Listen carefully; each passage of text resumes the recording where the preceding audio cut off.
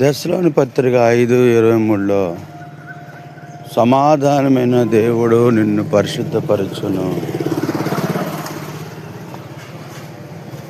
కొన్నిసార్లు మన ఆధ్యాత్మికమైన జీవితంలో మనం అనుకుంటూ ఉంటాం కదా, నా కుటుంబంలో నా భర్త మారలేదు, నా పిల్లలు మారలేదు, నా కుటుంబం మారలేదు, వాళ్ళు ఇంకనూ అపవిత్రతలోనే జీవిస్తూ ఉన్నారని బాధపడుతూ ఉంటాం, దిగులు పడుతూ ఉంటాం, కృంగిపోతూ ఉంటాం.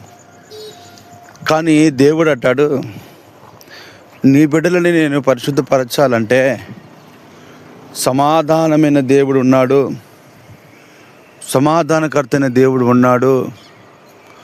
ఆయన నీ జీవితంలో సమాధానాన్ని కలగజేస్తాడని నువ్వు నమ్మినప్పుడు దేవుడు నీ బిడ్డలని పరిశుద్ధపరుస్తాడు. నీ జీవితంలో నువ్వు సమాధానం కోల్పోయిన స్థితిలో ఉంటే ప్రభు సమాధాన పరుస్తాడని నమ్మి నీవు